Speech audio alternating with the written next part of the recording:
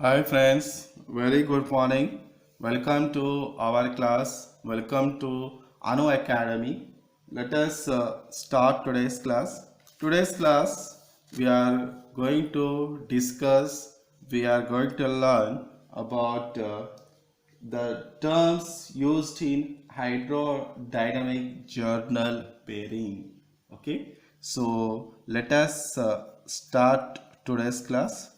As I told you, today's class we are going to discuss the terms used in hydrodynamic journal bearing. Okay, so we will come to know what are the terms used in this hydrodynamic journal bearing, right?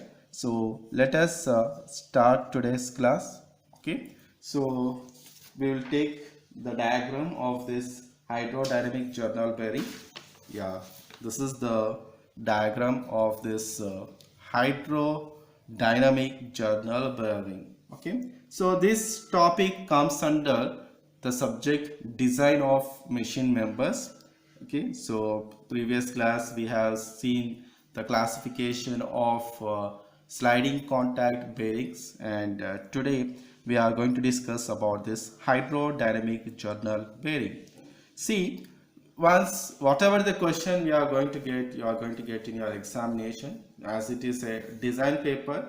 Definitely you have to start with this drawings, right? So with these drawings you have to explain the subject, what is happening to the bearing, what is happening to the journal. Okay, what is the difference between this journal and bearing? All these things with the help of this diagram you have to explain.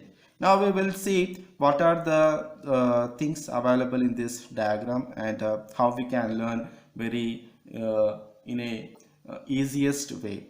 See, in this diagram, if you focus, if you observe this diagram carefully, here we are having one circle. This indicates the shaft, right? This indicates the bearing. Okay, this is the bearing. The big circle is the bearing, and inside this one the small circle is the journal. This is journal, and this is bearing. In this, O is the center of the journal. Okay, as I told you, this is the journal.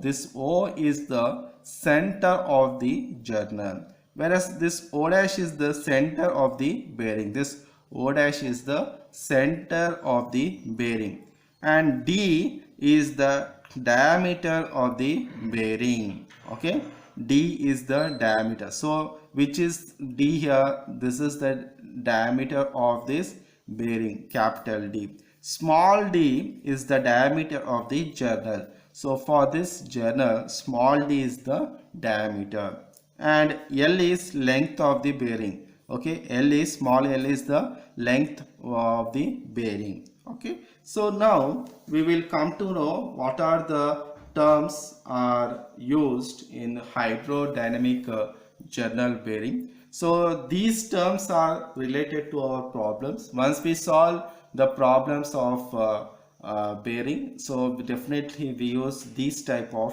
terms. Okay, sometimes you may get a question, state and explain various terms used in hydrodynamic journal bearing. So you have to draw this diagram, and you have to complete these terms. Okay, so first here we will see the diametral clearance. It is small c is equal to diameter of the bearing minus diameter of the journal. Okay, so this is the diametral clearance. Small c is diameter of the bearing minus diameter of the journal. Next, radial clearance C1 is radius r. Okay, you can see the radius r in this diagram. I will show you. This is the radius r. Capital R is the radius for which member? Capital R is the radius for the bearing. Okay, are you understanding? Capital R is the radius for bearing. So that I wrote here, capital R minus small r. Small r is the radius for which member? Small r is the radius for journal. Okay, small r is the radius for journal. So radial clearance is C1 is equal to capital R minus small r. So this we can write as diameter of the bearing minus diameter of the journal by 2. That is, we know D minus D is C, so C by 2. Okay, so radial clearance is simply we can write here C by 2. Okay, means radial clearance is diameter clearance by 2. Okay, like that we have to understand this subject.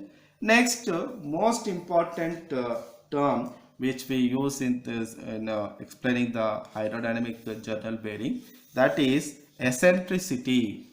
Okay, that is eccentricity. Eccentricity, it is the radial distance.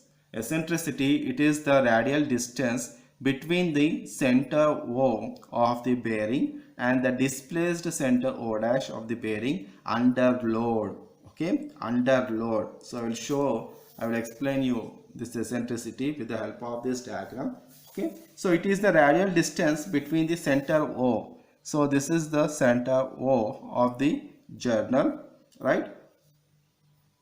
And here displaced center O dash of the bearing under load. See, so we can say this is the point, this is the point center, and this is the center. Two centers we are having. So what is the difference between both the centers is the eccentricity under the load W. Okay, under the load W. So eccentricity, it is denoted by E. Okay, this E I wrote here.